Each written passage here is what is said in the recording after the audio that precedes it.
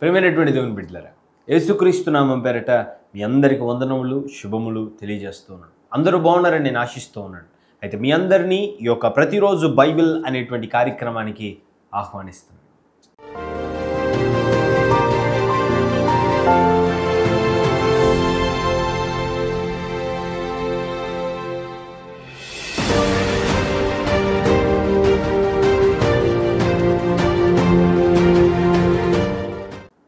అందరూ కూడా బాగున్నారు కదా? దేవుని యొక్క దీవెనలు ఆశీర్వాదాలు మీకు దేవుడు గొప్పగా అనుగ్రహించును గాక. సరే, ఈరోజు ఈ క్షణము మన బైబిల్ గ్రంథాన్ని ధ్యానించుకుందాం. ఆదికాండము 11వ అధ్యాయాన్ని మనం చదువుకుందాం. బైబిల్ గ్రంథం ఉన్నటువంటి వారందరూ కూడా తీయండి, నాతో కలిసి ఏకీభవించి చదవండి లేదా వినండి.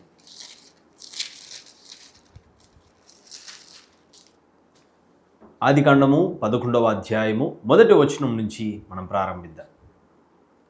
భూమి అందంతటా ఒక్క భాషయు ఒక్క పలుకును ఉండెను. వారు తూర్పున ప్రయాణమైపోవచ్చుండగా షీనారు దేశమందొక మైదానము వారికి కనబడెను. అక్కడ వారు నివసించి, మనము ఇటుకలు చేసి బాగుగా కాల్చుదము రండని ఒకనితో ఒకడు మాటలాడుకునేది. రాళ్లకు ప్రతిగా ఇటుకలను, అడుసునకు ప్రతిగా మట్టి కీలును వారికుండెను. మరియు వారు మాట్లాడుచు, మనము భూమి అందంతటా చెదిరిపోకుండా ఒక్క పట్టణమును ఆకాశమునంటూ శిఖరము గల ఒక గోపురమును కట్టుకొని పేరు సంపాదించుకొందము రండని మాటలాడుకొనగా, యెహోవా నరుల కుమారులు కట్టిన పట్టణమును గోపురమును చూడ దిగివచ్చెను. అప్పుడు యెహోవా, ఇదిగో జనము ఒకటే, వారికందరికీ భాష ఒకటే, వారు ఈ పని ఆరంభించి ఉన్నారు. ఇక మీదట వారు చేయదలచు ఏ పని అయినను చేయకుండా వారికి ఆటంకమేమీ నుండదు.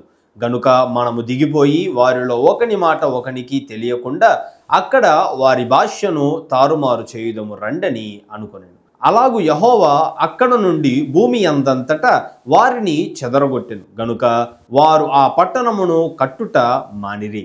దానికి బాబేలు అను పేరు పెట్టిరి. ఎందుకనగా అక్కడ యెహోవా భూజనులందరి భాషను తారుమారు చేసెను. అక్కడ నుండి యెహోవా భూమి అందంతటా వారిని చెదరగొట్టెను. షేము వంశావళి ఇది. షేము 100 ఏండ్లు గలవాడై జలప్రవాహము గతించిన 2 ఏండ్లకు అర్పక్షదును కనెను. షేము అర్పక్షదును కనిన తరువాత 500 ఏండ్లు బ్రతికి కుమారులను కుమార్తెలను కనెను. అర్పక్షదు 35 ఏండ్లు బ్రతికి షేలాహును కనెను. అర్పక్షదు షేలాహును కనిన తరువాత 403 ఏండ్లు బ్రతికి కుమారులను కుమార్తెలను కనెను. షేలాహు 30 ఏండ్లు బ్రతికి ఏబేరును కనెను. షేలాహు ఏబేరును కనిన తరువాత 403 ఏండ్లు బ్రతికి కుమారులను కుమార్తెలను కనెను. ఏబేరు 34 ఏండ్లు బ్రతికి పేలేగును కనెను. ఏబేరు పేలేగును కనిన తరువాత 430 ఏండ్లు బ్రతికి కుమారులను కుమార్తెలను కనెను. పేలేగు 30 ఏండ్లు బ్రతికి రయూను కనెను. పేలేగు రయూను కనిన తరువాత 209 ఏండ్లు బ్రతికి కుమారులను కుమార్తెలను కనెను. రయు 32 ఏండ్లు బ్రతికి సేరూగును కనెను. రయు సేరూగును కనిన తరువాత 207 ఏండ్లు బ్రతికి కుమారులను కుమార్తెలను కనెను. సేరేగు 30 ఏండ్లు బ్రతికి నాహోరును కనెను. సేరూగు నాహోరును కనిన తరువాత 200 ఏండ్లు బ్రతికి కుమారులను కుమార్తెలను కనెను. నాహోరు 29 ఏండ్లు బ్రతికి తేరాహును కనెను. నాహోరు తేరాహును కనిన తరువాత 119 ఏండ్లు బ్రతికి కుమారులను కుమార్తెలను కనెను. తేరాహు 70 ఏండ్లు బ్రతికి అబ్రామును నాహోరును హారానును కనెను. తేరాహు వంశావళి ఇది. తేరాహు అబ్రామును నాహోరును హారానును కనెను. హారాను లోతును కనెను. హారాను తాను పుట్టిన దేశమందలి కల్దీయుల ఊరను పట్టణములో తన తండ్రి అయిన తేరాహు కంటే ముందుగా మృతి పొందెను. అబ్రామును నాహోరును వివాహము చేసుకొనిరి. అబ్రాము భార్య పేరు శారాయి, నాహోరు భార్య పేరు మిల్కా. ఆమె మిల్కాకును ఇస్కాకును తండ్రి అయిన హారాను కుమార్తె. శారాయి గొడ్రాలై యుండెను. ఆమెకు సంతానము లేదు.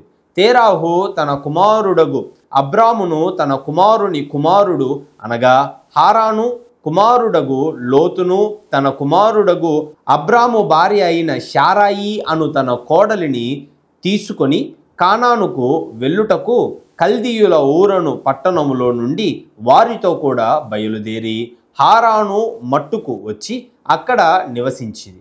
తేరాహు బ్రతికిన దినములు 205 తేరాహు హారానులో మృతి పొందెను.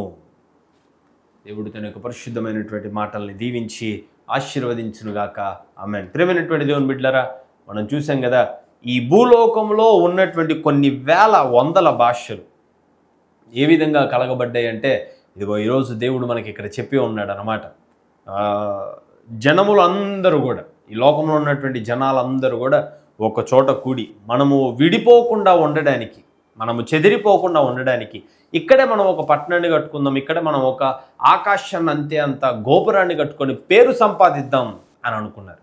అయితే వారిలో కలిగినటువంటి ఆ గర్వానికి మార్గము మరి యెహోవా దేవుడు వారి భాషలను మార్చేసి, భాషలు మారినందువల్ల పని చేయడానికి కుదరక ఆ పనిని మధ్యలో ఆపేసి, ఆ గోపురాన్ని మధ్యలో ఆపేసి ఎటోళ్ళటి వెళ్ళిపోయారు. మీరు అనొచ్చు, చదివినప్పుడు అక్కడ వారికి తిరుగులేదు అనేటువంటి కుళ్ళుతో దేవుడు ఆ పని చేశాడా అని అంటే తప్పండి. అక్కడ మనం చూస్తే వారు యెహోవాను బట్టి పేరు తెచ్చుకోవాలి అని అనుకోలేదు, వారు యెహోవాను ఆరాధించాలనుకోలేదు, తమను తాము ఆరాధించాలనేటువంటి ఆశ వారు అక్కడ చూపించినట్టుగా మనం చూడొచ్చు. అయితే ప్రేమైనటువంటి దేవుని బిడ్డలారా, దేవునికి ఇష్టమైనటువంటి పనిలో దేవుడు తోడుగా ఉంటాడు. ఎందుకంటే నాశనమునకు ముందు గర్వము నడుచును అని దేవుడు చెప్పాడు. ఎందుకంటే గర్వం వల్ల దేవుణ్ణి లెక్క చేయకపోతే, దేవునికి దూరం అవుతే, దేవునికి దూరమైన కారణంగా నీవు నరకానికి దగ్గర అవుతావు. గుర్తుపెట్టుకోండి, నరకాన్ని దేవుడు ఇవ్వడు, నీవు దేవునికి దూరం అవ్వడమే నరకానికి దగ్గర అవ్వడం. ఆ నరకము రాకూడదనే దేవుడు ఏ కార్యం చేసినా ఆయన కేవలం మనిషిని రక్షించుటకు మాత్రమే. ప్రేమైనటువంటి దేవుని బిడ్డలారా, ఈరోజు ఇటు చక్కటి వాక్యాన్ని మనం చదువుకొని ఉన్నాం. అయితే ప్రేమైనటువంటి వారులారా, మన యొక్క తలలో ఉంచి కళ్ళు మూసుకున్నట్లయితే ఒక చిన్న ప్రార్థనను మనం చేసుకుందాం. కృపగల దేవా, పరిశుద్ధుడా, సర్వోన్నతుడా, ఆశ్చర్యకరుడా, ఆలోచనకర్త, అయ్యా నీకు వందనములు, స్తుతులు, స్తోత్రములు చెల్లిస్తూ ఉన్నా. ప్రభువా, మరి ఇటు మహాభాగ్యమును, వాక్యము చదివేటువంటి మహాకృపను అయ్యా నీవు నాకు మాకు మీరు అనుగ్రహించినందుకే నీకు స్తోత్రములు, వందనములు చెల్లిస్తూ ఉన్నా. అయ్యా సమస్తము నీ ఆధీనంలో ఉంచండి దేవా, సమస్తమును ఆయన నీ చిత్తానుసారముగా జరిగించండి. సమస్తము తండ్రి నీవు అనుకున్నట్టుగా నడిపించమని ప్రార్థిస్తూ వేడుకుంటూ ఉన్నా. దేవా, మా ఈ రోజు మీద అధిపతిగా నీవు ఉండండి, మా మార్గముల మీద, మా మాటల మీద, మా పనుల మీద అధిపతివి నీవై ఉండు ప్రభువా. అయ్యా మార్గమందు మా రాకపోకలి యందు తండ్రి మమ్మల్ని మీరు కాపాడమని ప్రార్థిస్తూ వేడుకుంటూ ఉన్నాం.